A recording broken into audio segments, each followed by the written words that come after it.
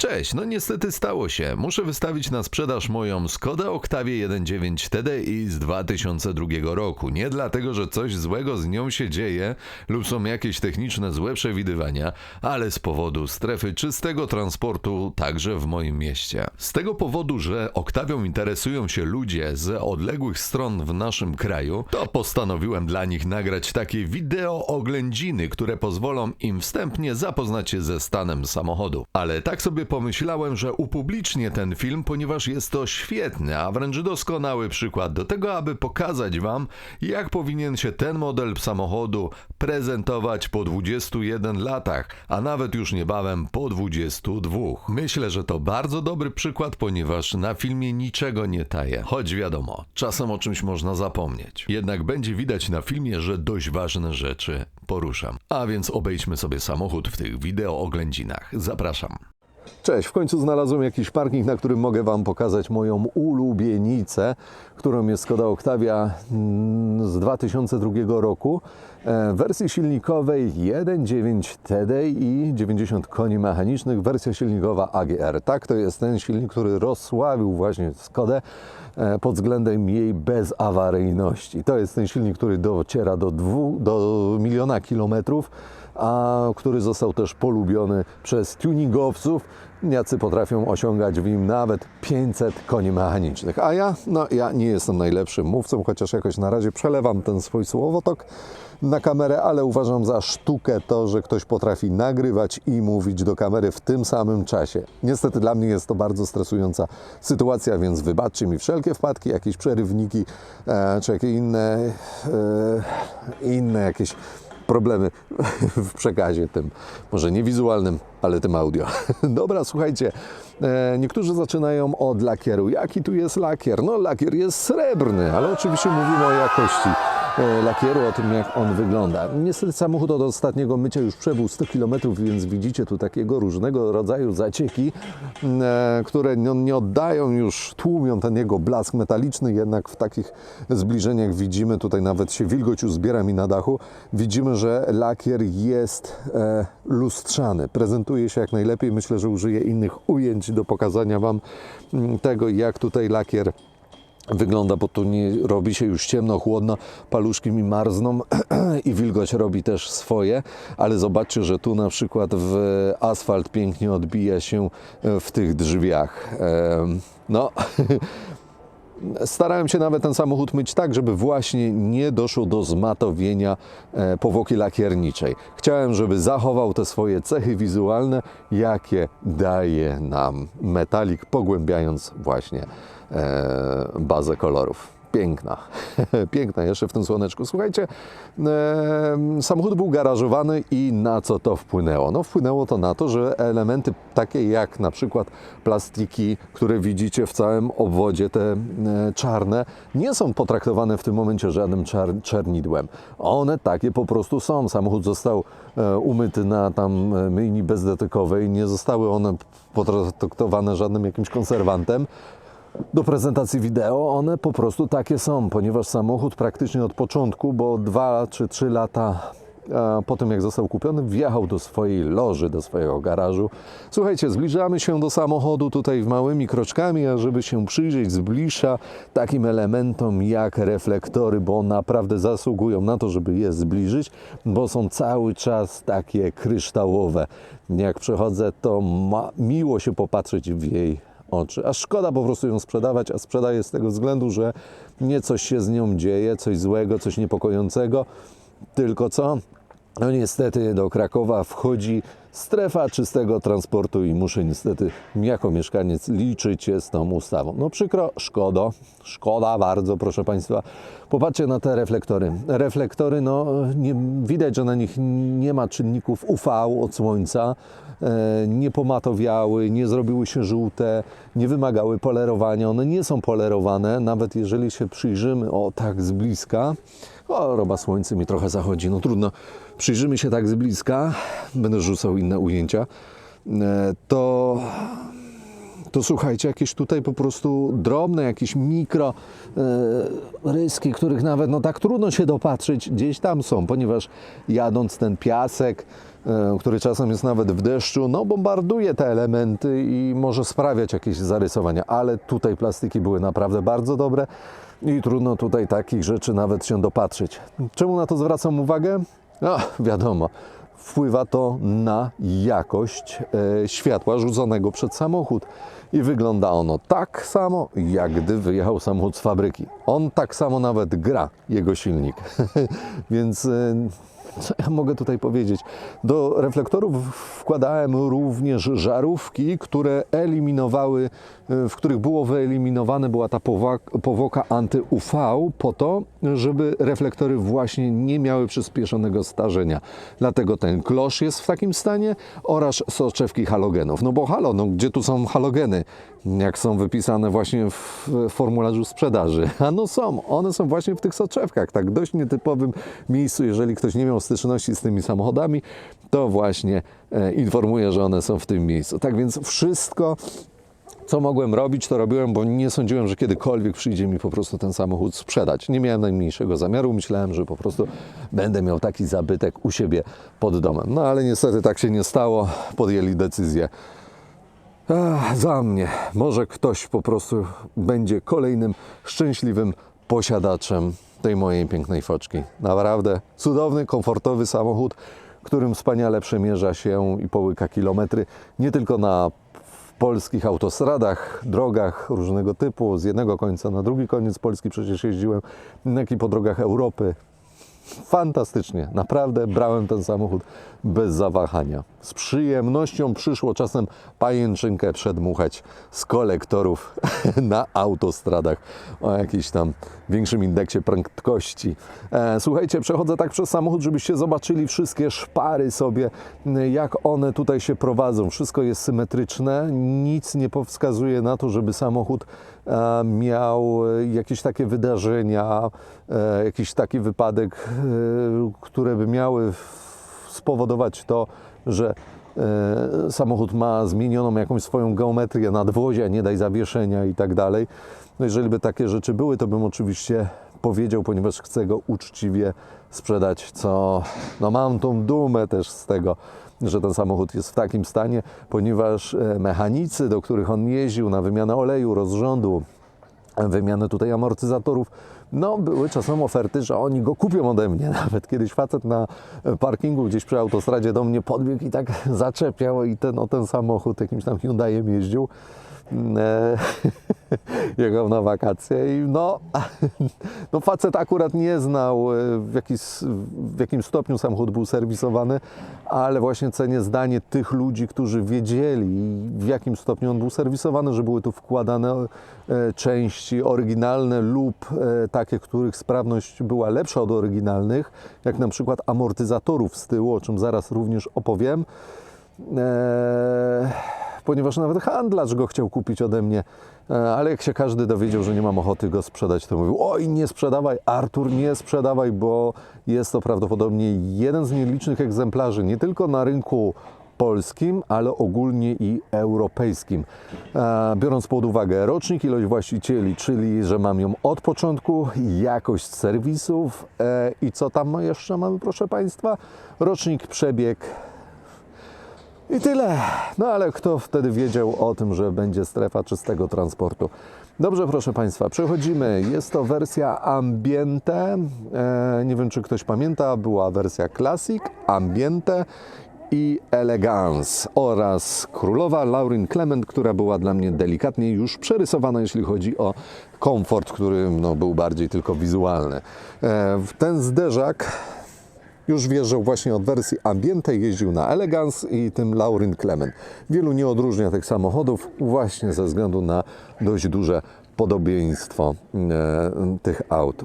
Na samochodzie mamy, jak widzicie, oryginalne kopaki, które były z Ambiente. Niestety już jeden komplet mi został skradziony. Mówiłem to o tym, czy już nie? Gubię się od tego gadania. Został mi skradziony, to jest drugi komplet i odkąd już był w garażu, to go nigdzie ich nie pochłonęło. Jak widzicie, lusterka oraz klamki są w kolorze nadwozia, bo taka była właśnie ambiente i delikatnie przyciemnione są szyby, po to, żeby był ten współczynnik takiej odbijalności światła, żeby wnętrze się aż tak nie nagrzewało. Słuchajcie, póki jest jasno, już się zbliżam tutaj do wszystkich uszczelek, aby Wam pokazać, żebyście sobie mogli zobaczyć, jak one się prezentują. A prezentują się naprawdę bardzo dobrze. Nie przepuszczają do samochodów wody. Nic tu się z tych rzeczy nie dzieje. Tak więc prezentacja od igły, proszę Państwa. Też garażowanie dużo dało, prawda, bo promienie UV wpływają na gumę. Tu jest tylko takie delikatne, nie wiem, czy to będzie widać, nacięcie. Ktoś kiedyś coś mi zrobił, nie wiem czemu i takie coś jest, ale nie ma to zupełnie wpływu na użytkowanie tego elementu. Wszystko prezentuje się jak od nowości. Przejdźmy sobie jeszcze na drugą stronę, zobaczmy te właśnie wszystkie uszczelnienia, jak one się tutaj prezentują, a prezentują się naprawdę bardzo dobrze. Tak jakby samochód niedawno wyjechał z salonu. Nawet jakichś tutaj burchliczków nie widzę, nic, co mnie naprawdę bardzo cieszy. Nie sądziłem naprawdę, że przyjdzie mi ten samochód wziąć i sprzedać, bo przynosił mi naprawdę wiele radości. Wiele wspomnień się z tym samochodem dobry też dla mnie wiąże. No cóż zrobić. Zobaczmy, tutaj również są uszczelki na podszybiu, jak one się prezentują. Wszystko dociśnięte. Nigdzie Ci się tam woda nie będzie wlewać, żadnej penetracji, której byś nie chciał. Są wszystkie osłony, żadne plastiki nie są pourywane, popękane. Jeżeli coś było serwisowane, to nie jestem człowiekiem, który, jeżeli coś sam sobie naprawiał, to coś robił na siłę, tylko delikatnie się z tym, proszę Państwa, obchodził. Jeżeli czegoś nie potrafił człowiek ściągnąć, to nie ciął, nie targał na siłę, tylko szukał odpowiedzi, jak to dokładnie zrobić. I dzięki temu ten samochód jest w takim stanie, w jakim jest. Nie jest po prostu zdekompletowany. Dobra, co nam dawała wersja Ambiente? Wersja Ambiente, proszę Państwa, dawała nam to, że mieliśmy na przykład elektryczne lusterka. Elektryczne to nie znaczy, że się składały jak uszy zajączkowi, ale są sterowane, to znaczy sterowane dla obu stron, dla lewego lusterka i prawego lusterka. Proszę Państwa, robi się tu poważnie ciemno. Dla prawego i lewego lusterka, to znaczy, że jak sterowaliśmy lewym lusterkiem, to również i prawe najeżdżało nam, korygując się w ten sposób, ale jeżeli coś nie trafiło, to możemy to poprawić oczywiście tym joystickiem, który chodzi w lewo, w prawo, pod kątami, normalnie jak joystick, można sobie go ustawić tak, jak najlepiej nam pasuje. Tutaj podgrzewanie lusterek, oczywiście obydwu spieszę się, bo się robi naprawdę już o wiele ciemniej. Klamki, zobaczcie, wszystkie są w takim stanie, nic nie jest pourywane, wszystko pracuje z najlepszą dla siebie precyzją. Tutaj mamy sterowanie pulpit, zobaczmy, o, świeci, jest, pokazuje nam to. Teraz piszczadło, bo mamy drzwi otwarte. Otwieranie i zamykanie centralnego zamka zostawimy na otwarte. Otwieranie przednich szyb i spuszczanie, blokowanie tylnych, bo tylne, trzeba powiedzieć, są elektryczne, co nie było częste również czasem w tych samochodach, ponieważ były tu szyby na korbkę, a tutaj mamy szybiaszcze na elektrykę. Prawie jak Tesla, tylko słuchajcie, Wam się nie zapali. Jeżeli jesteśmy już przy szybach, to muszę Wam to pokazać. Pięknie się to będzie teraz prezentować. Ta ostrość. Dobra. Mamy kluczyk, proszę Państwa. I teraz możemy sobie spuścić szyby, wkładając kluczyk do nie stacyjki, tylko do zamka. I uwaga, przytrzymamy go na skręcie, przekręceniu w lewo i po chwili zaczną nam się spuszczać szyby. O! I możecie sobie przewietrzyć samochód. Tak długo jak trzymamy kluczyk, tak długo jadą nam szyby do góry albo w dół. Więc mogę je sobie na przykład domknąć teraz do połowy. O, i zatrzymuję. I voilà. Przez to, że autoalarm i centralny zamek jest sprzężony razem z sterownikiem szyb, to w momencie, kiedy zamykam sobie auto, szyby same się domykają. Pyk i pojechało. Jeżeli słyszeliście również, to szyby nie wydawały żadnych jakichś niepokojących dźwięków. Otwieramy sobie. Nie wydawały żadnych niepokojących dźwięków, a na pewno ich mechanizmy. Odbywa się to wszystko w naprawdę zakonnej ciszy. Uwaga, posłuchajmy.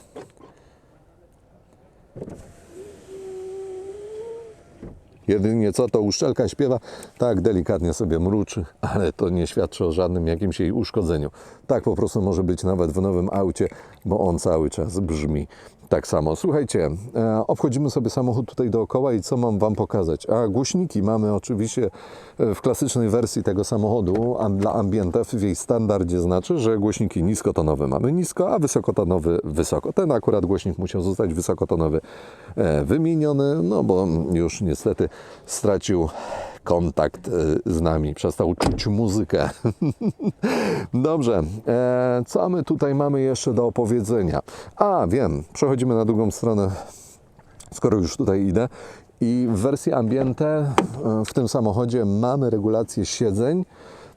Mamy regulację siedzeń dla obu siedzeń, taką samą, czyli nie, że tylko kierowca ma pełny, piękny zakres, ale również i pasażer. Czyli możemy regulować dźwignią do góry siedzenie, jak również jego pochyłość, co jest normalne, ale to, co jest poszukiwane, to lędźwie. Lędźwie nie są tutaj połamane, poniszczone. Wszystko działa symetrycznie, delikatnie, lekko, jak trzeba. Tam, jak pewnie się przypatrzyliście, jest lekka dziura. Powstaje ze względu na to, że jak wsiadasz, no to trzesz pupcią o ten boczek i niestety tak się dzieje. Jak ktoś wymieniał tapicerkę, wymieniał fotel, to tego najczęściej z tego powodu właśnie nie ma. Słuchajcie, robi się ciemno. Ja myślę, że tu jakiś ten film wezmę i nagram w innym czasie i go domontuję. Ale póki co widzimy, no to jeszcze nagrywam. Dobra, wszystko super, wspaniale, oczywiście opowiadam, ale to auto ma 21 lat i trudno, żeby tutaj nic nie było zrobione, jeśli chodzi o takie elementy jak słynne boczki tego samochodu, czyli tutaj te nadkola, ponieważ te samochody, jak wiemy, miały problem z odpływem wody. Piach, jakieś tam piach, pył, który spływał razem z deszczem, zabierał również i liście, które dostawały się tu do nadkola, nie miały jak przez te uszczelnienia tam wypłynąć. Ten odpływ był za wąski i niestety symetrycznie z jednej, jak i z drugiej strony dochodziło do zatkania tego kanału i zbierania się liści oraz tego właśnie pyłu, mułu, co powodowało gromadzenie się również wilgoci i to, że po prostu zaczynało korodować. Dlatego ten bok musiałem już też jeden i drugi zrobić, czyli zalaminować od wewnątrz i od zewnątrz. Tutaj jeszcze dodatkowo poszła szpachla dla nadania oczywiście estetyki i mamy tutaj taką delikatną różnicę odcienia, stąd ona jest, ale jak idziesz za dnia, po prostu tego praktycznie, no co, no nie widzisz. Aha, wiem, przecież przy tym błotniku jeszcze tak tylko przelecę. Niestety jakieś tam się wydarzyło, co miało wpływ na kosmetykę, że tak powiem, ale musiało zostać zrobione. To, że mój tata kiedyś ustępował pierwszeństwa kolarzowi, a kolarz jemu. No i takich dwóch kulturalnych panów ustępowało sobie miejsca. Jednak w pewnym momencie oboje postanowili skorzystać z tej uprzejmości i ruszyli na siebie. No i czym to się skończyło? Ano tym, że kolarz zatrzymał się tutaj na błotniku i go porysował. No i że tutaj jakoś to wszystko jest blisko. Gdzieś tu dotknął szyby, uderzył kierownicą czy sobą, no i ona delikatnie pękła, a ustawowo trzeba niestety taką szybę wymienić i ta szyba została wymieniona. Tak więc tyle z tych rzeczy. Z drugiej strony, to co trzeba też pokazać, to niestety, kiedy tata chorował, to niestety samochód się wziął i otarł, znaczy on miał problemy z koncentracją, też problemy z widzeniem. Otarł się o ramę naszej bramy garażowej. No i tutaj niestety może wrzucę inny film z innego dnia, z innej godziny i Wam pokażę, że niestety starł niestety lakier do blachy, co musiałem szybko zacynować i pokryć podkładem i lakierem. Tutaj obok pokazuje nam, że samochód, jak on przeszedł na gazetę, więc tego już kompletnie nie dotykałem, ponieważ to jest tylko zmatowione, nie jest tu zdarty podkład, więc blacha jest nadal zabezpieczona. Dobra, idziemy sobie dalej, bo niestety ta sama sytuacja wydarzyła się z tyłu, ale już nie na blaszy, tylko i wyłącznie na zderzaku. I tutaj zderzak zaczął się delikatnie, proszę Państwa, łuszczyć, oraz tutaj widzę delikatny nalot rdzy. Nie że wżerka, tylko nalot rdzy, co będzie trzeba wziąć i zrobić. Jestem przy kole, to żeby o nim nie zapomnieć. Są tu nie wiedziałem, że samochód będę sprzedawał, więc znajdują się na nim opony Matador z nowymi felgami. Bardzo dobre opony, wielosezonowe, ale dawały radę nawet po oblodzonym śniegu pod górę, gdzie jak wysiadłem z samochodu, to nie mogłem ustać na nogach. Zacząłem się ślizgać, zjeżdżać, szukałem jakiejś przyczepności. I zastanawiałem się później, jak ten samochód bez uślizgu wyjechał mi pod taką pochyłość, pod takie wzniesienie, a później z niej zjechał tak, jakby tego śniegu zupełnie oblodzonego nie było. Wartość tych opon z felgami razem ma taką wartość rynkową jakieś koło 2000 zł, więc sprzedając je razem z tym samochodem, domyślacie się, że oczywiście cena będzie o wiele korzystniejsza, bo sprzedaję je jako używane. No, jest to bardzo ważny element zawieszenia samochodu. Pamiętajmy o tym, dlatego po 20 latach wypadało już zmienić również i felgi. No, tu się boję, że już będzie troszkę ciemnawo. To jest, proszę Państwa, słynny bagażnik, ale jak jesteśmy tutaj przy tej klapie, już wymieniam różne problemy lakiernicze, to też miałem od tyłu małą przygodę, która została tu zrobiona rzecz z powodu estetycznych.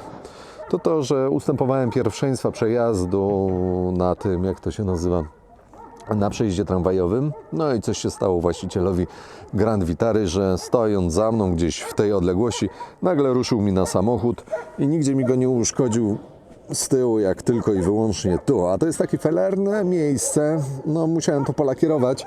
Bagażnik się otwierał, wszystko bez problemu, ale musiałem wziąć i oddać samochód, ponieważ to jest takie felerne miejsce, ponieważ tutaj macie uchwyt, który trzyma bagażnik, zamek, no i pociągnął tutaj pas bezpieczeństwa. Nie jakoś strasznie, ale na tyle, że było trzeba to troszkę też wrócić na miejsce i chyba polakierować, skoro było pukane młoteczkiem i te dwa elementy były zrobione. No nie było tu jakichś naprężeń, jakichś bardzo dużych, ponieważ od razu by dostała tutaj, nie mówię o ramię samochodu, tylko o ramię klapy bagażnika, i od razu by pszczeliła szyba.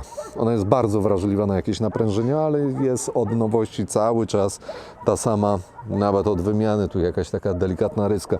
Dlatego to pokazuje, jakiego rodzaju to była kolizja. No, taka kolizja, że mogło się wydarzyć i myślę, że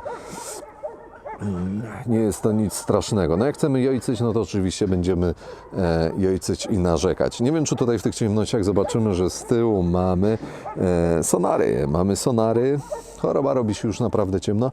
Mamy sonary, które w zupełności mi wystarczały do tego, żeby pokonać tam, czy uprzedzonym być o wszelkiej przeszkodzie z tyłu. Bardzo się przydaje, ponieważ wiadomo, przez tą belkę z tyłu, podniesiony tył, już w tych wszystkich nowych samochodach ta widoczność na tył nie jest taka perfekcyjna. To nasze odczuwanie, jak zmieniamy samochód, może być zmienione. Dobra, tutaj jeszcze kiedyś przewoziłem monitor z tyłu.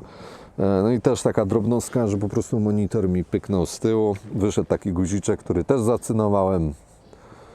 To już ma naprawdę wszystko wiele lat. Jeżeli by się miało coś gorszego wydarzyć, coś odprysnąć, odpaść, no to już by się to wydarzyło. A się, proszę Państwa, nie wydarzyło. Z serwisu z tyłu wymienione zostały hamulce. Jakie hamulce? Bębnowe z tyłu są i one zostały wymienione zupełnie w całym komplecie. Czyli bęben, klocki z tymi okładzinami, cylinderek oraz z tej strony przewód, ponieważ przy wykręcaniu niestety cylinderka okazało się, że też się troszkę przekręcił przewód. Nie chciałem już takiego zmęczonego przewodu, z którego zresztą tam delikatnie lakier odpadł, zabezpieczający przed korozją, więc zrobiłem nowy stalowy przewód, a nie miedziany. Dzięki temu nie będzie dochodzić do czego? Nie będzie dochodziło do korodowania reakcji między płynem hamulcowym a przewodem hamulcowym. Ten bęben tylko jest delikatnie nierówny, co się zdarza, że takie niestety bębny czasem przyjdą i Ci sprzedadzą, mimo że był nowy, bo to był bęben Boscha. Tak więc nie wiem, postaram się chyba go wziąć i zareklamować. Dobrze, niezbyt ciemno, to jest moja druga próba nagrywania, więc przerzucam się na nagrywanie, proszę Państwa, z wcześniejszej godziny. A jak jesteśmy już tutaj przy tyle, to od razu zwrócę uwagę, że jest tylko i wyłącznie gniazdo na hak. Nie jest tylko i wyłącznie, bo jest to hak wypinany i można go sobie wpiąć. Jest to bardzo fajne rozwiązanie, bardzo rzadko spotykane w tym samochodzie, a bardzo fajne. Dlaczego? Ponieważ jeżeli cofasz, to nigdy się nie zaczepisz o kogoś, kto stoi za tobą z tyłu. Jest to naprawdę rewelacyjne rozwiązaniem. Poza tym Unia Europejska wprowadziła przepis, że należy mieć ściągane haki. Nie mogą być one, właśnie ten hak wystający cały czas. Takie, pamiętam, taka ustawa weszła, taki hak został zrobiony i on jest na kluczyk, jedno pokrętło, nie jakieś tam śruby, tylko wpinany, co zaraz na obrazku, ja myślę, zobaczycie. Haki był robiony przeze mnie, ale jak to zobaczył gość na przeglądzie, jak zostało zrobione, jak się dowiedział elektryk, to od obydwu gości dostałem pochwałę, ponieważ jak wiecie, czasem jeżdżą samochody i mają hak, a później im migają tutaj lampy, kojarzycie coś takiego, albo ktoś miga kierunkowskazem, a mu tam stop przygasa i takie różne dyskotekowe rzeczy. Żeby się od tego uchronić, czasem te rzeczy bywają od tego, że tutaj na dole ta kostka niestety, kruszeje, niszczeje od czynników atmosferycznych. Trzeba robić sobie i takie jakieś tam przeglądy. Warto się tym interesować, żeby właśnie tam do zwarci nie dochodziło. Te kostki co jakiś czas się wymienia, więc na to zwracam od razu tutaj uwagę. Ta jest nowa, na razie nic nie potrzebuje, wiele lat myślę pojeździ, może i do końca żywota tego samochodu, do 1 000 000 kilometrów, bo myślę, że ten samochód tyle posłuży. To tutaj elektryka została zrobiona w ten sposób, że nie zostały użyte szybko złączki, gdzie one się takie jest ostrze i się przebija izolację kabla, bo niestety ten nóż potrafi przebić również, pracując na obwodzie, potrafi również i przebić z czasem żyłę. Żyłę to oczywiście, jak się nazywa, ten przewód elektryczny, więc chciałem tego uniknąć i zrobiłem to w ten sposób, że wlutowany został przewód w całą jedną linię, w odpowiednią linię, tak? Zostało to zalane izolacją, dodatkowo zawiązane dodatkową izolacją, więc tutaj tworzy to taką jedność i nie ma możliwości, żeby takie dyskoteki kiedykolwiek powstały. Ich nie ma, bo nieraz ktoś za mną jechał drugim autem i nie napotykaliśmy na takie problemy. A już ten hak chyba jest ze 4 lata i proszę Państwa, hak nie służył mi do ciągnięcia przyczepy, co jest bardzo, ale bardzo ważne, ponieważ jeżeli by się ciągnęło przyczepę, to niestety, ale ona potrafi wpływać na to, że zużywa się szybciej skrzynia biegów, no ale też silnik ma większe obciążenia. Więc ze względu na to nie ciągnąłem żadnych przyczep tym samochodem, ale służyła mi tylko i wyłącznie do dźwignięcia platformy rowerowej, którą nieraz ze sobą zabierałem gdzieś w trasę. Bardzo dobrze przy tej platformie rowerowej sprawują się amortyzatory, które zostały w pewnym momencie wymienione wraz ze sprężynami, bo tutaj sprężyna z tyłu w pewnym momencie pękła, co też jest normalnym zjawiskiem przy samochodach i można czasem takie kawałki sprężyn zobaczyć gdzieś na ulicy. To zostały tutaj wymienione amortyzatory oryginalne, jakie były stosowane w Skodzie, w Volkswagenie, na amortyzatory Zaxa w połączeniu z sprężynami KJB z tyłu. Dlatego takie połączenie, ponieważ auto dalej posiada swoją, że tak powiem, sprawność amortyzacji. Cały czas tak samo samochód się zachowuje bardzo przyjemnie na drodze. Mogę przyznać, że trochę lepiej połyka wszelkie nierówności. Jest miękkim, fajnym samochodem, ale nie za miękkim znowu, żeby też tego ktoś sobie wyobraził, nie przerysował. Ale co dają te sprężyny i te amortyzatory? A to, że kiedy założymy platformę, która wychodzi tutaj trochę dalej, zmienia ten jak gdyby, no ten ciężar trochę wysuwa się poza samochód, to powoduje to, że samochód zawsze Ci troszkę przysiądzie. Ale przy tych sprężynach i przy tych amortyzatorach czym niżej, tym po prostu, no nigdy jeszcze mi się nie zdarzyło, że mimo, że miałem załadowany samochód, miałem platformę, rower, to żebym jakiegoś kiedykolwiek na chopku dostał jakiegoś dobicia. W sensie, żeby doszło do maksa obciążenia amortyzatora i sprężyny. Jeszcze nigdy mi się to nie zdarzyło.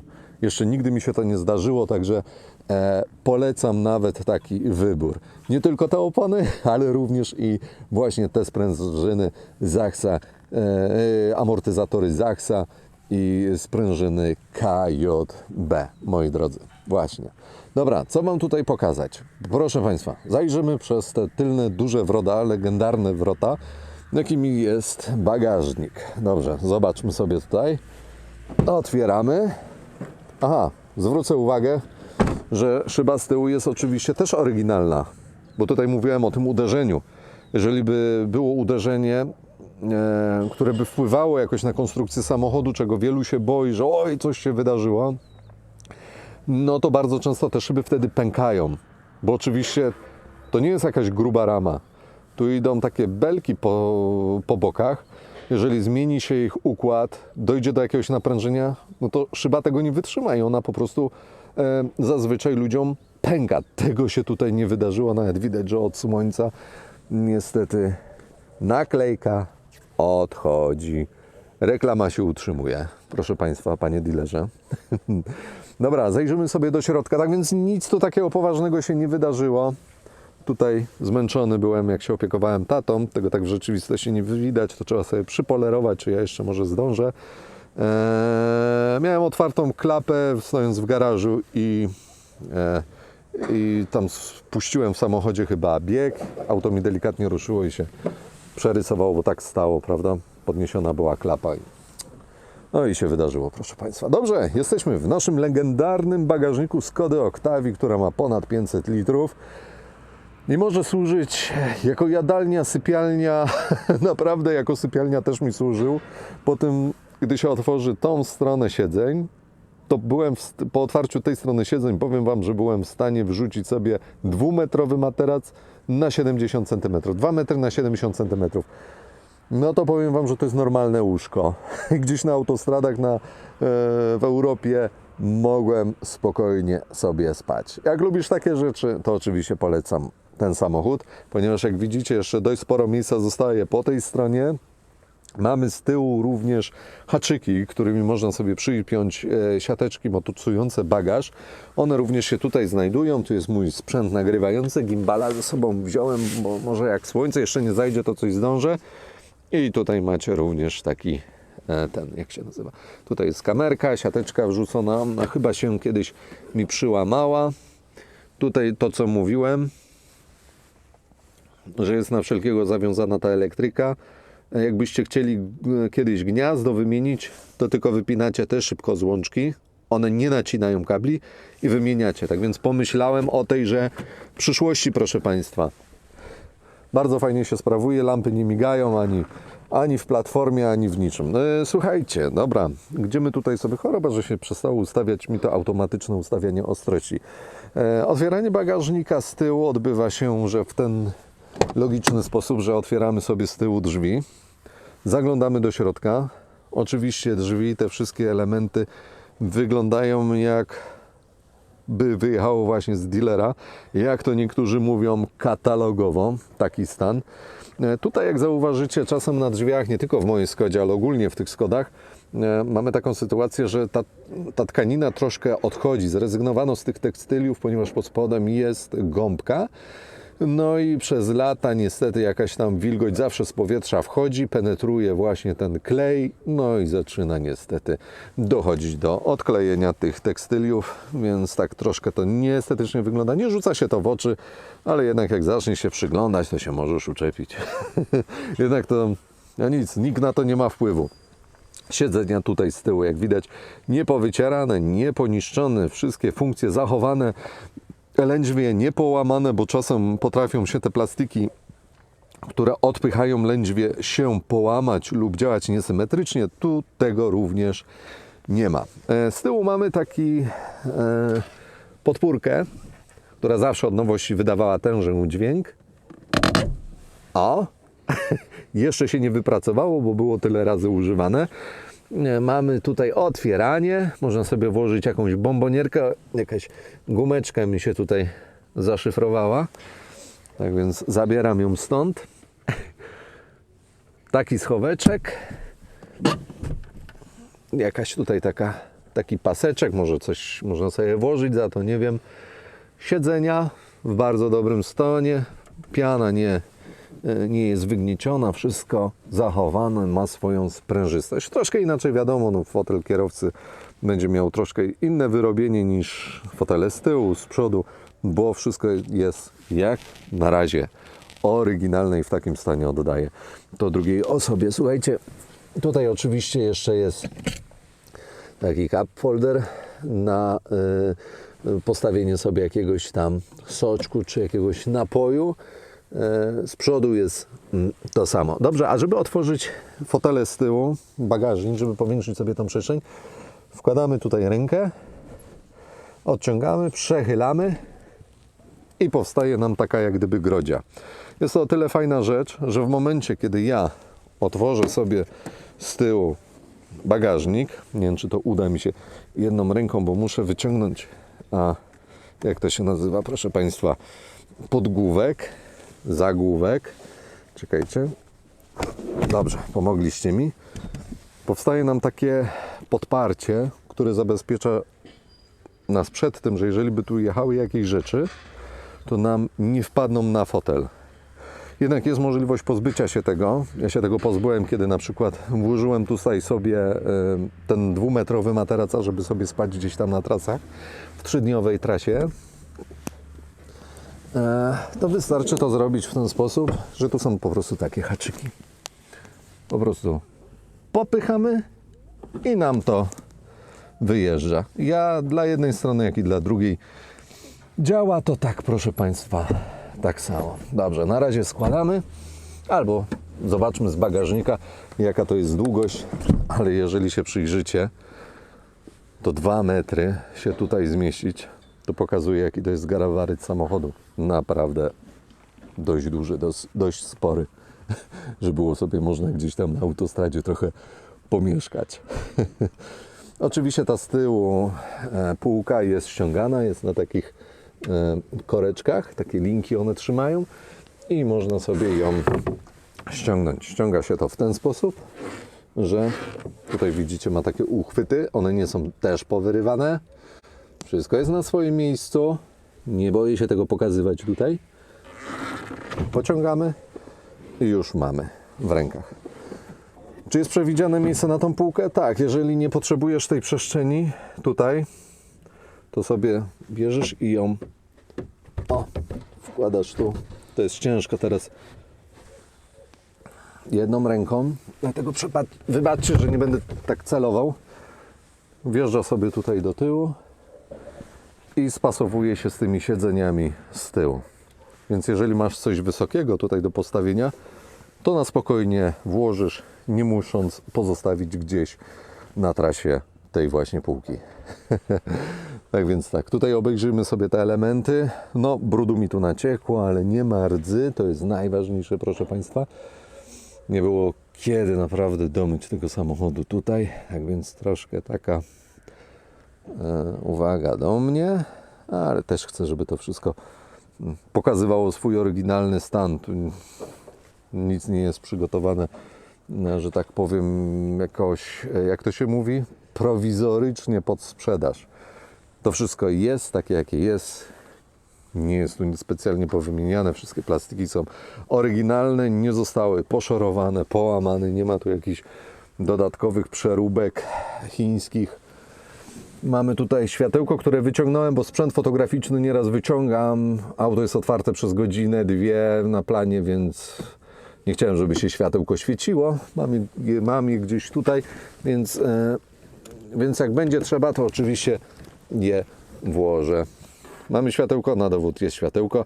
Ono oczywiście świeci naprawdę. Teraz jedną ręką jest bardzo trudno to zrobić. Z tyłu, proszę Państwa, jak widzimy, mamy podwójne sonary.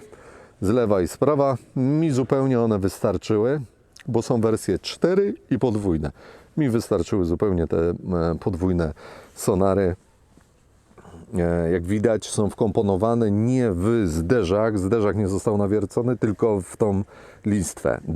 Dało się, nie rzucają się w oczy. Wygląda to naprawdę bardzo ładnie, bardzo estetycznie. auto zamyka się chwytając tu zapasek, ściągamy i voilà. Tak więc sonary, hak, działające światła. U góry mamy bazy z zaślepkami. Nie ma tu elementów wybrakowanych. Zaślepki są na swoim miejscu. Widzicie, jak to teraz wygląda. Oczywiście lepiej się o takie rzeczy teraz nie opierać, bo oczywiście deseczka byłaby złamana. Tu jeszcze przejadę, Wam pokażę, że uszczelki, wszystko jest na swoim miejscu. Nie są połamane. Prezentują się tak, jakby jechały z fabryki. A poza tym nawet na mrozie one mi się nigdy jakoś nie sklejały. Nie wiem, z czego oni je robili, z czym robią, ale wiem, że znajomi muszą w jakichś innych autach smarować te uszczelki, żeby mi się nie sklejały. A ja nigdy nie musiałem. Minus 15 stopni, przychodzę, otwieram, nie wyciągam z samochodu uszczelki. Zobaczcie sobie progi, jak one tutaj wyglądają. Wszystkie śruby, siłowniki, gumy oryginalne. Nie bierze jej tutaj rdza, co bardzo dobrze o niej świadczy. Oryginalne naklejki, oryginalne jakieś tam... Co to jest? Nie, to jest brud. Także, nawet zwracajcie uwagę na to, że drzwi nigdzie się tutaj nie stykają z karoserią samochodu. Wszystko jest na swoim miejscu co do milimetra. To są naprawdę bardzo ważne rzeczy. To są naprawdę bardzo ważne rzeczy. We wszystkich drzwiach zostały wymienione tylko siłowniki, te elektryczne ryglowanie drzwi, ponieważ no, po czasie one wysiadają.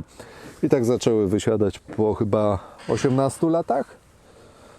No i w końcu musiałem wymienić wszystkie, bo później zaczęły padać od strony pasażera.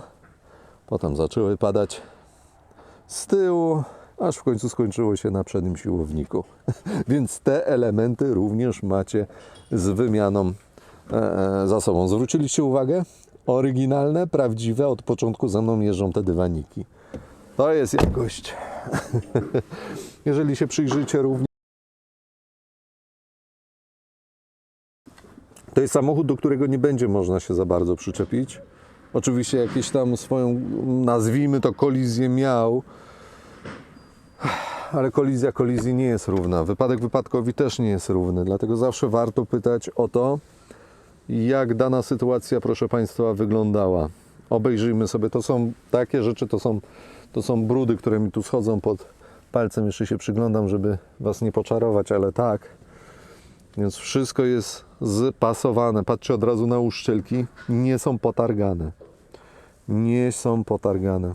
Cały próg, wszystko utrzymane w najlepszym stanie. Nikt by tego nie wiedział, ale powiem.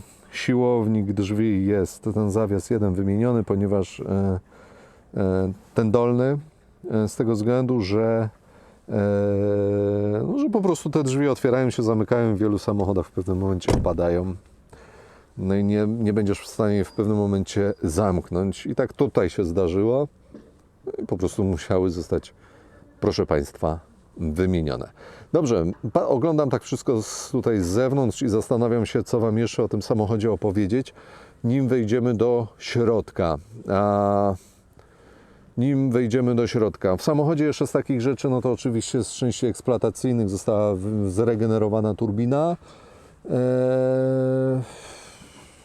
Została naprawiona pompa wakuum.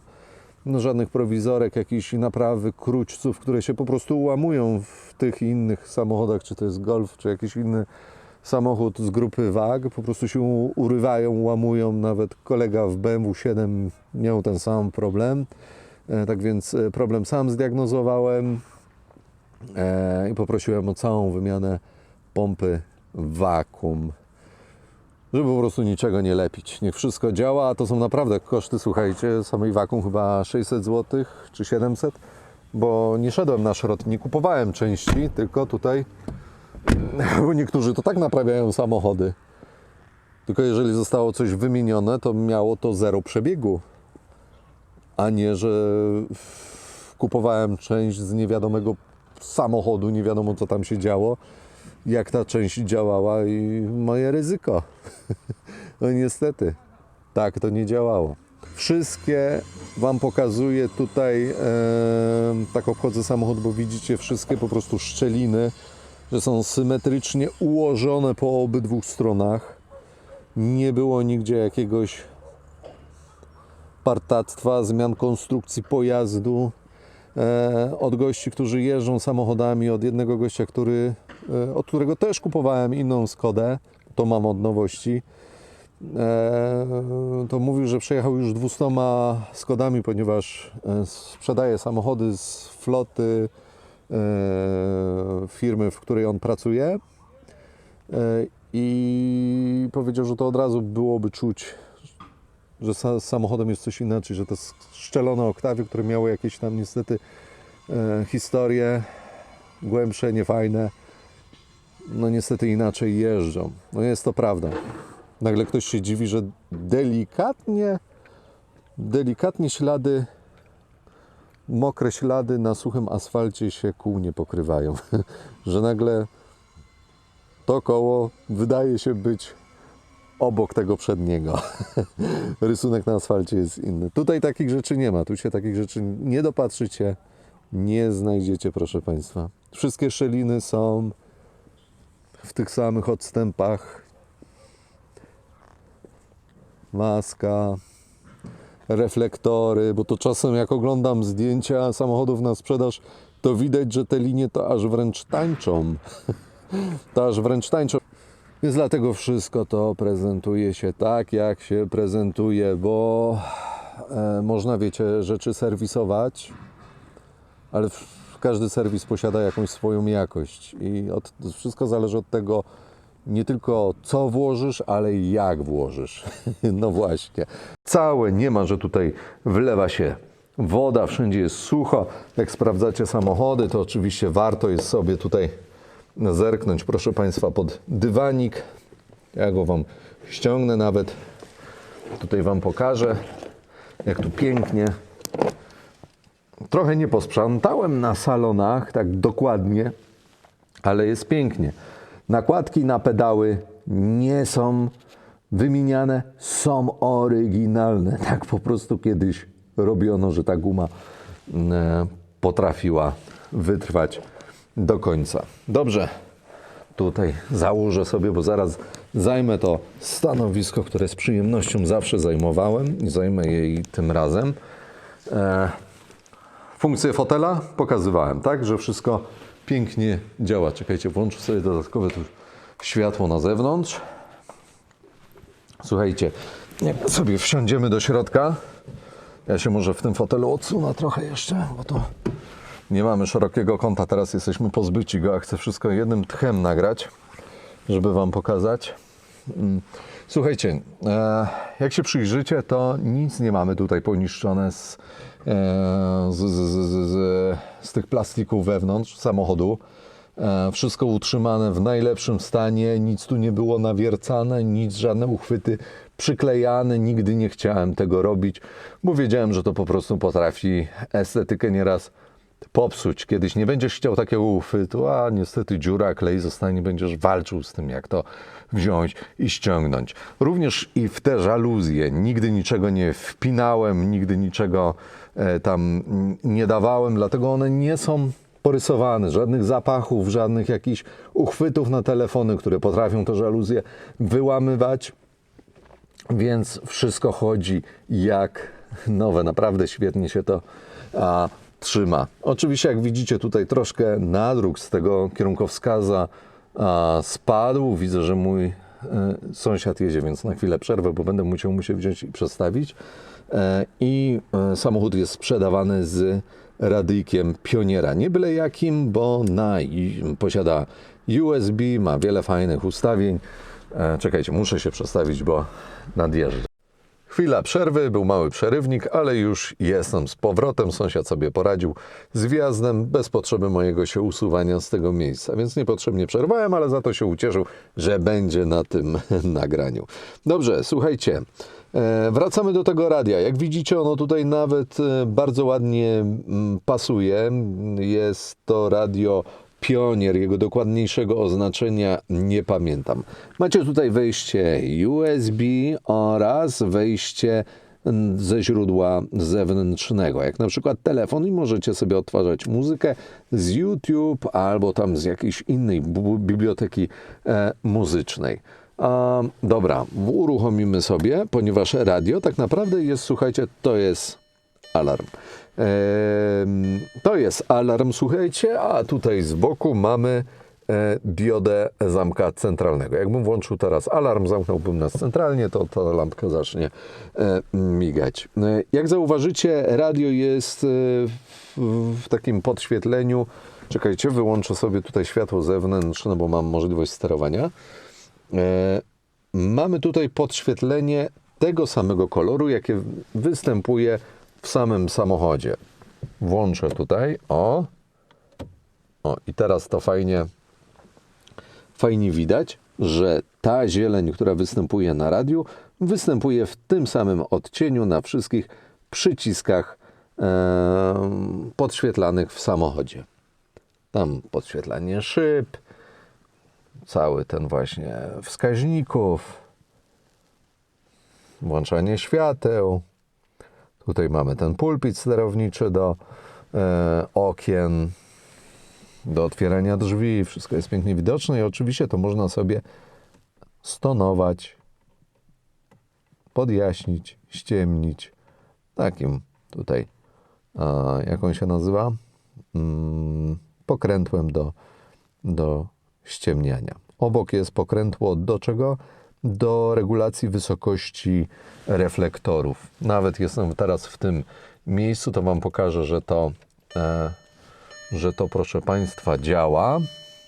Więc włączę tylko i teraz zobaczcie. Nawet słychać, że zjeżdżają oba. Jedzie do góry. Tak więc nawet te elementy działają bez zarzutu. To poziomowanie manualne reflektorów przednich.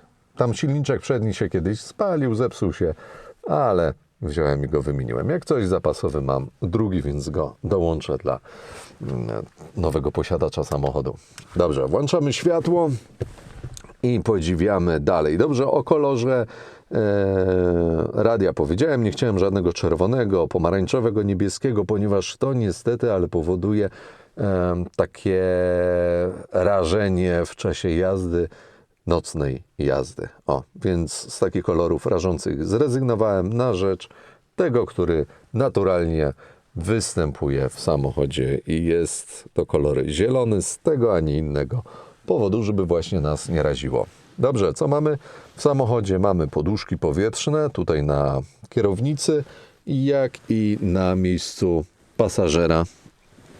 Nie wiem, czy widać, czy nie widać. O, teraz widać. Sorry, bo ta żarówka z naprzeciwka mi tutaj prześwietla. Kierownica również nie posiada żadnych pęknięć. Nie wiadomo, co się tutaj by z nią miało dziać. Nic się nie dzieje. Wszystko utrzymane w jak najlepszej kondycji, jak zresztą całe auto. Ta skóra, nic tu się na tym nie przekręca. Naturalne zużycia dla tego typu samochodu. Lubiłem prowadzić właśnie tą ręką, więc tutaj takie wytarcie powstało. Idealne podparcie pod rękę w tym miejscu. Cóż więcej mogę, proszę Państwa, powiedzieć. Manualna regulacja nagrzewania samochodu. Oczywiście wszystkie stopnie działają. Posłuchajmy. Pierwszy, drugi, trzeci, czwarty. Aha, posłuchajmy. Nie wiem, czy to mikrofon zbierze. Wszystkie klapy, przełączniki działają również. Ciepło, zimno, wszystko też działa.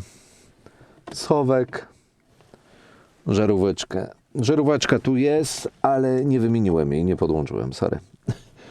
Kiedyś może albo zdążę wymienić, albo ktoś sobie już wymieni. oczywiście mamy bardzo duży tutaj, czekajcie, sobie lampę tutaj pożyczę, żeby Wam pokazać. Bardzo duży schowek. On jest bardzo przydatny, bardzo fajny. A co jeszcze o nim tutaj może powiem, to jest to futerał na radio, bo to jest oczywiście panel ściągalny. No nie jest tak na stałe. Można sobie ściągnąć, włożyć do futerała, czy tam gdzie kto chce. I sobie na razie siedzi. Jest tutaj schowany jeszcze taki, jakby ktoś coś chciał położyć, sobie książkę serwisową, którą też mam do tego samochodu z pełną dokumentacją. Zapalniczka leży tam, nie jest włożona tutaj, ponieważ na moim osiedlu zapaliło się kiedyś auto od zapalniczki. I kiedyś sprawdziłem, że faktycznie są auta, w których ta zapalniczka się nagrzewa. Więc mając duże oczy, wyjąłem ją i nie chciałem jej nigdy już tutaj mieć. Więc taka rzecz. Słuchajcie, jest motyw taki, że tuż przed wystawieniem auta na sprzedaż, nagraniem tego filmu, to mi się zepsuło. Zepsuło? Kiedyś ściągnąłem środkową konsolę i to naprawiłem, bo jakiś tam bolec czy coś było trzeba ustawić z drugiej strony od spodu i to umiałem zrobić, ale jakoś teraz nie umiem sobie przypomnieć, jak to jest do zrobienia. Jak widzicie, dźwignia ręcznego również jest w dobrej kondycji, nic tu nie jest potargane, nic nie jest połamane. Lewarek, też od razu na niego przejdę, jest w bardzo dobrej kondycji. No futerał oczywiście normalny stan, ale tu nie macie nic porysowane, nic nie jest połamane. Naprawdę bardzo fajnie to się prezentuje, wszystkie te plastiki. Nie jedna osoba była pod wrażeniem. Ile to auto ma lat? No tyle. Przepraszam, wcisnąłem sobie stop. Pytali, ile to auto lat ma? No, ma ile ma. Kto dba, ten ma. To jak widzicie, jest taki cup holder na to, żeby sobie wziąć jakąś buteleczkę niedużą, postawić jak się nazywa, tutaj jakieś żetony czy coś wrzucić. No i tyle. Tutaj też jest jakaś taka półka. Czasem coś tam sobie wrzucałem. Tam jest oczywiście ten port diagnostyczny. Kierownica regulowana.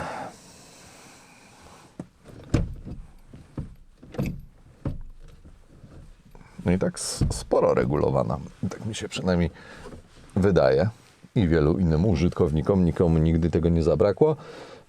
Czujniki ciśnienia tych od alarmu znajdują się po tych dwóch stronach. Oczywiście działają.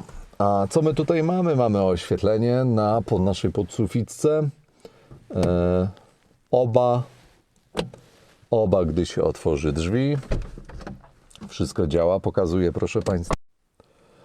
Okej, sorry, zauważyłem, że telefon sam mi się wyłącza, więc jest to troszkę rzecz niepokojąca. Więc tyle chyba na temat mojego górnego żyrandola.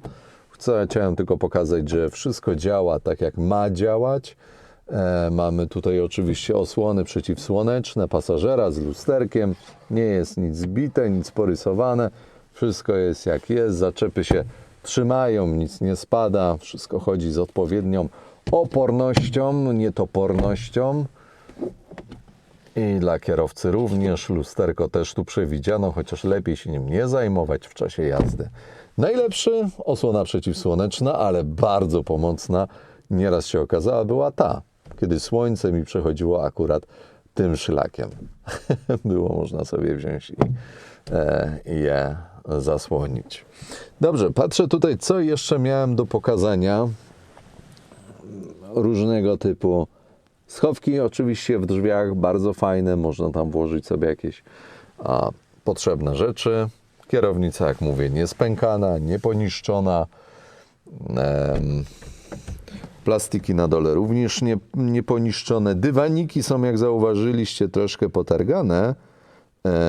Nie na wylot, no czy takie, nie, czy to potargane, tak po prostu się tam nitki prują delikatnie, ponieważ te dywaniki mają, słuchajcie, tyle lat, co ten samochód. i są cały czas w takiej kondycji. Z przodu i z tyłu są oryginalne. Są oryginalne, bez komentarza. Bez komentarza, proszę Państwa. Aha, wiem. Zajrzymy sobie jeszcze oczywiście pod maskę. Taka przydatna rzecz, prawda? Dobrze, weźmiemy sobie tu, otworzymy i wchodzimy pod maskę. Wiecie co, ja tam doprowadzę może troszkę więcej światła. Nie wiem, czy będzie trzeba, czy nie. Albo jeszcze zapominam, że nigdy nie zostawiaj kluczyków w samochodzie. Nigdy, ale to nigdy. Dobrze, jeszcze wyciągnę. Tu jak widzicie, wszystkie te, to są takie, jeszcze tutaj wrócę, funkcje komputera, że ile spala na godzinę, ile mamy stopni, godzina, ile minut temu silnik był uruchomiony, czy ile jeździł, średnia prędkość, ile kilometrów zostało przejechane, ile kilometrów przejedziemy na danym baku, ile spalałem, 19 litrów, bo toczyłem się tutaj, no to wiadomo, wtedy jest takie spalanie, ale to samochód wyjedzie Ci na drogę i zaraz pali ile?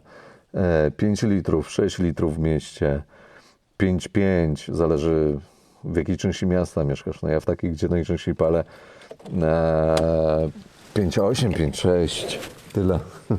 Nie mam jakichś rekordów spalania. Wiadomo, no jak samochód przetaczasz, no to tam spalanie jest wtedy inne, czy jak przyspieszasz. No i jest tam chyba też spalanie, jak ono się nazywa? Chwilowe. Czekajcie, nie wiem, czy sobie tutaj poradzę jedną ręką. Oj, chyba muszę Was odstawić na chwilę. Dobrze, otwarta została maska i teraz oglądniemy sobie, co my tutaj mamy. Całe te plastiki podszybia również są oryginalne, uszczelki są całe, łączenia wszystkich błotników, bo nie chciałem ich, tak jak chyba mówiłem, wymieniać. Oryginalność części jednak jest niepodważalna. Tam są różne masy, które łączą też te elementy i mają za zadanie uszczelniać je. Nie chciałem, żeby były rozrywalne. Nie wiem, kto jakby to później oczyścił i czy by to później nie rdzewiało, nie byłoby innych problemów, więc wolałem zalaminować tamten odpływ po swojemu i utrzymać jak największą oryginalność części tego samochodu. Tak więc Wam pokazuję tutaj ten cały pas, obieg, że tutaj brud wychodzi tak jak ma, wszystko z sobą gra, nic nie jest nadszarpnięte, niczego nie boję się z tych elementów, słuchajcie, pokazać. Co my tutaj mamy? O, tej pokrywy teraz nie ściągnę, bo ona jest przykręcana, no nie? No tak, przykręciłem ją, więc to pokażę później albo zdjęcie, albo chyba mam gdzieś film nawet niedawno nagrany właśnie bez tej osłony, bo coś tam pokazywałem. Więc tutaj nawet te kolektory chyba wydechowe były czyszczone, bo tam oczywiście nieraz przez te 20 lat, no to sadza się w nich osadza i zawęża się światło, tak, tego wydechu, więc zostało ono wymienione. W samochodzie zostało wymienione, sam również zdiagnozowałem, pompa vacuum została wymieniona. Rzecz za chyba 500-700 zł, więc to też już macie za sobą. Dwumasa jest tu zrobiona, więc macie tu za sobą. Nie ma tu żadnych wycieków, nic tam na podłogę się nie leje, jest czysto, jest pięknie. Dlatego nieraz chciano ode mnie ten samochód odkupić, bo nikt nie wierzył, że chciałby ktoś po prostu samochód sobie zatrzymać do końca. Tak więc tak tu wszystko wygląda. Rozrząd będzie do wymiany przy chyba 210 000 kilometrów. O, wiem co zrobił. To wielu robi. Zobaczmy podkorek. Proszę Państwa. A niech mi przerwie nagrywanie, to będzie, że coś tu usiłuje kombinować. Proszę Państwa, czekajcie, muszę to tutaj tak położyć. Masła nie ma. Nic tu się nie dzieje. Nie jest to nic czyszczone. Jak widzicie, jakby było czyszczone, to bym to czyścił, bo widzę, że tu jakieś coś mi wlazło. Coś tam, a nie, nic do środka nie zobaczymy głębiej. Dobra. Ok, samochód był uruchamiany, więc tutaj zobaczymy. Pewnie poziom będzie mniejszy trochę, skoro był uruchamiany. No, zobaczmy. I będzie można ocenić też różne rzeczy, które ludzi interesują. Tylko wezmę sobie tutaj latarkę i poświećmy do środka w miarę możliwości. Jak widzicie, nie ma żadnych pływających plam oleju, co też świadczy o szczelności tego silnika. Zresztą na moje życzenie był robiony test szczelności silnika, w sensie jakie tutaj jest ta kompresja, to wszystko, ponieważ była tu regenerowana turbina, też to jest już za kolejnym posiadaczem tego samochodu, właścicielem. Więc mechanik, któremu Aby nie mogłem było, zaufać, że zbiera bardzo mi się fajny na jakieś człowiek, fantazje, pokażę jak sprawdził mi samochód wszystko, odpala po jakichś powysyłał mi zdjęcia z 2,5 tygodnia wynikami stania i na zimnie jeszcze bardziej mnie utwierdził i jeszcze w tym, do żebym tego doszło nie opady sprzedawał śniegu. tego Jak samochodu. odpala z takiej No ale czapy muszę. śniegu. Jak Muszę, widzicie, no samochód niestety. jest Tutaj siedzi oryginalnie przez ogólnie, naturę kiedyś mi wysiadł akumulator zapieczętowany, i to pokazuje, więc że ja tu po prostu muszę go tylko nie odśnieżyć. wkładam byle czego, tylko nie przerywam filmu, siedzi żeby tutaj nie było akumulator, jakichś, jeden z najlepszych firm, tutaj firma Banner. sugestii, Nie że wiem, czy jest orientujecie jakaś się, co coś to jest. ustawionego. To jest Ale po prostu pokażę, że to, o czym prawdziwy mówię, jest bizon. jak najbardziej wiarygodne. Zobaczcie, jak się Samochód otwierają z drzwi. tym akumulatorem i Nigdy przy tym jakoś stanie nie silnika, przymarzają. jaki Nie wiem, on jak z czego jest, są te uszczelki, ale tak odpala zawsze otwierają na się drzwi. po bardzo Na razie długim nic nie będę czasie, mówił, abyście na usłyszeli, mrozie, jak ten silnik odpala i jak bez pracuje. jakiegoś Bo największego tutaj też jest ważna problemu. równość pracy silnika. Może uda mi się zaraz tutaj film wrzucić i sami to zobaczycie.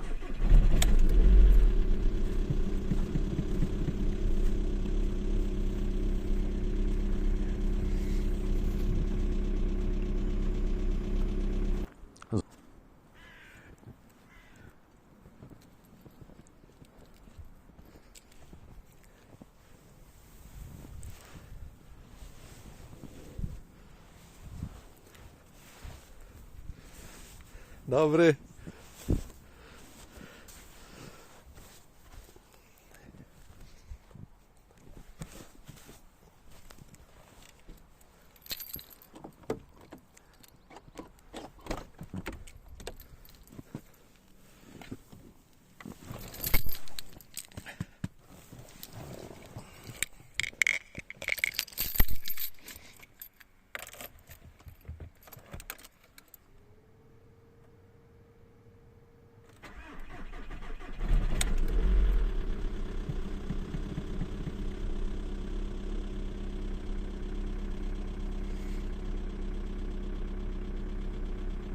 Zobaczmy sobie jeszcze tutaj samą pokrywę silnika. Jak widzicie, naprawdę jest wszystko w oryginalnym stanie, nic nie było zrywane, nic tu się nie paliło, nie grzało, płyny nie buchały, bo wszystko by to się utrwaliło tutaj na tej tapicerce, na tej masce. A tak nie jest. Nie jest ona potargana, nic się nie działo, żadne szopy, skunksy, żyrafy nie chodziły i nie dobierały się do tego silnika. Wszystkie tu elementy, łącznie z chłodnicą, są oryginalne. Oryginalne.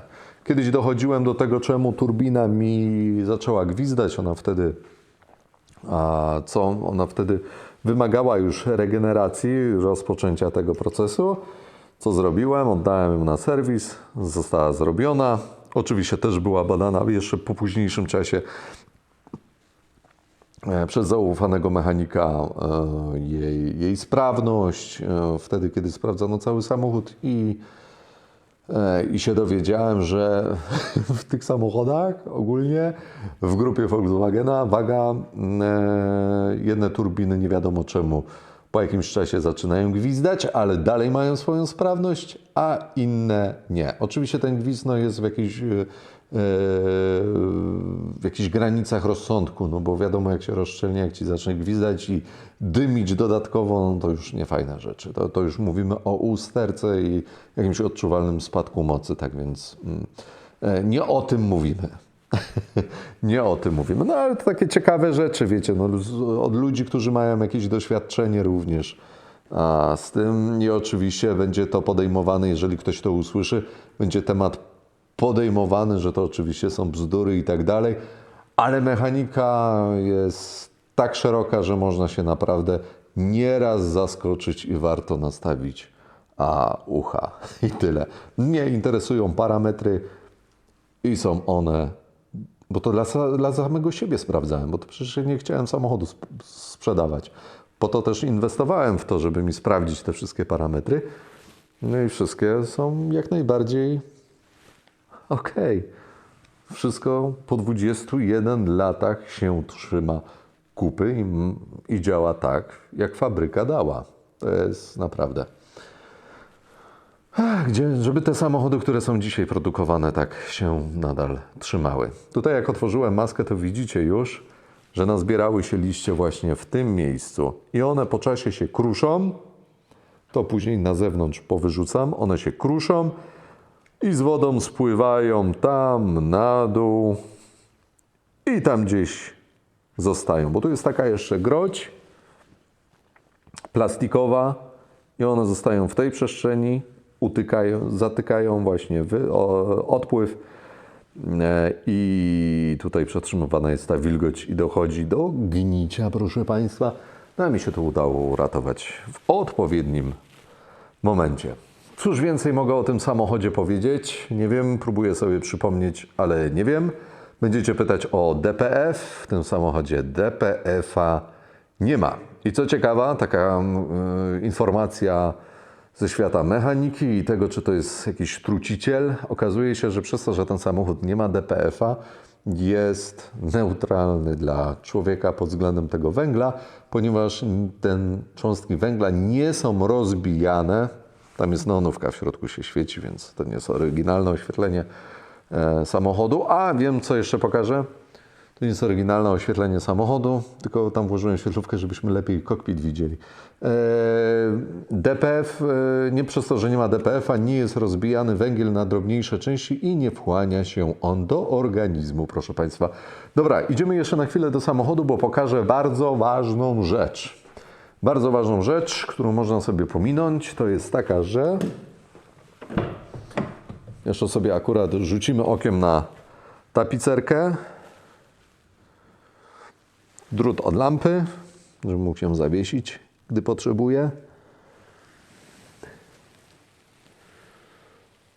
Tam jest delikatnie poprute od wsiadania, to w sensie poprute, przetarte. Zobaczmy sobie tutaj dalej. Ale co miałem pokazać? Miałem pokazać tąże właśnie tapicerkę, podsufitkę, która bardzo często u niektórych się odkleja z tego względu, że ludzie robią ozonowanie samochodów, które w jakimś ostatnim czasie, wiadomo przez co, stało się modne. I ja nie wiedziałem o tym, że ozonowanie wpływa na odklejanie się tapicerki, podsufitek. I ludziom potrafiły całe podsufitki po jakimś czasie spadać. Więc tutaj to nie było robione, nie było takiej konieczności, potrzeby i takich defektów nie mamy. Nie ma tu nic podklejanego, przyklejanego, nie ma nic potarganego, bo się przewozi nieraz różne rzeczy w samochodzie. Tutaj jeszcze spojrzymy na te plastiki, pooglądajmy sobie to wszystko wspólnie, pięknie. Naprawdę nie ma nic, do czego się by było można wziąć i, proszę Państwa, przyczepić. No dobrze, myślę, że opowiedziałem... Aha, wiem, co miałem Wam jeszcze powiedzieć, bo tu przecież są te klawisze, byliśmy w środku, a o nich nie opowiedziałem. Podgrzewanie tylnej szyby już jak rozpoznajemy. ASR to jest taka system trakcji, wspomagania, prawda, na śliskim. I nigdy nie musiałem tego używać, bo samochód bardzo dobrze się zachowuje. I mamy co? Otwieranie wlewu z wnętrza samochodu, wlewu paliwa. Tak więc tyle o tym samochodzie. Zainteresowanych oczywiście zapraszam do kontaktu. I mam nadzieję, że moim mało zwinnym słowem udało mi się coś więcej powiedzieć o tym samochodzie.